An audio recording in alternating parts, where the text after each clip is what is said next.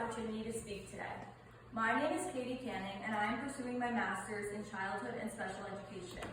I am here today to share a little about my family history, specifically regarding my Aunt Sheila's education experience during the 1960s and 70s.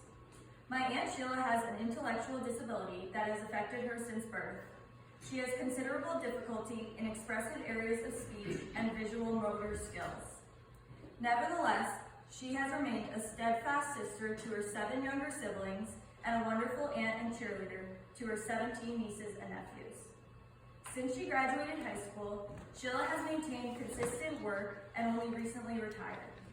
She has lived alone for the last 35 years, regularly volunteers at a horse farm, and is very fond of her cat Susie. I say this all not only to show reverence to Sheila's personal fortitude and accomplishments, but also to applaud my grandparents for their steadfast support and advocacy of their oldest child. As I engage with my coursework in my special education program, I find myself looking back on my aunt's experience.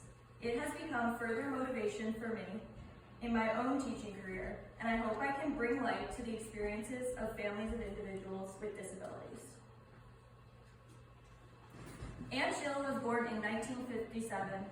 Because of asphyxia experienced at birth, Sheila's physical and mental development was stunted.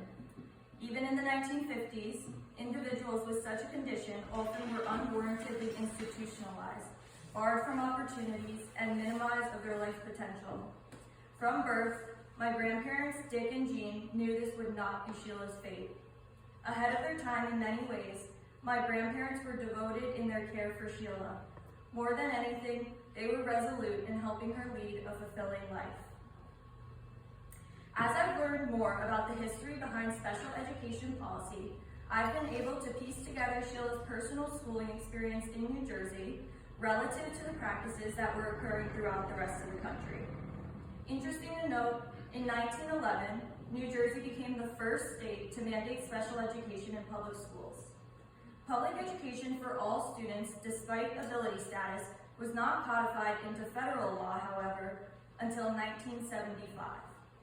New Jersey's more progressive approach, along with my grandparents' support, allowed Sheila to thrive in many ways other students with special needs often could not.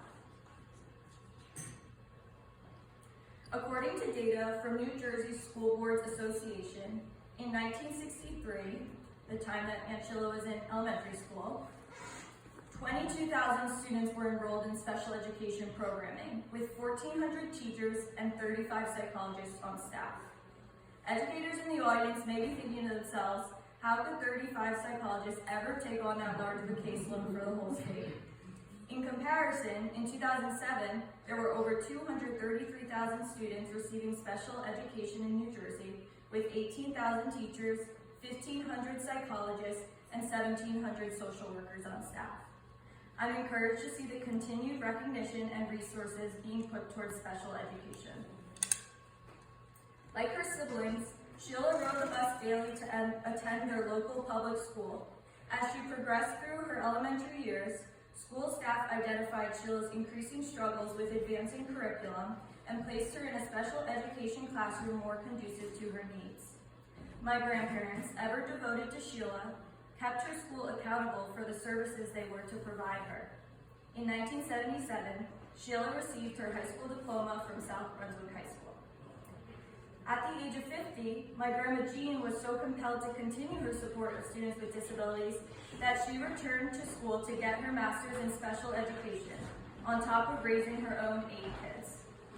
She spent time working at the Northeast Regional Resource Center, a federally funded program charged with developing education initiatives for students with disabilities. Through her work at the center, she provided consultation to various New Jersey public schools. Eventually, my grandma went on to found her own company, the Jersey Kids on the Block, an educational puppeteering program intended to foster inclusion. Ethan, clearly our mom and my grandma were connected in that regard. While I did not have the chance to learn about my grandma's experiences from her firsthand, I proudly carry on her legacy as I begin my own career. To close, I want to share a quote by author and disability rights advocate Norman Cup that resonates with me. He says, The fundamental principle of inclusive education is the valuing of diversity within the human community. When inclusive education is fully embraced, we abandon the idea that children have to become normal in order to contribute to the world.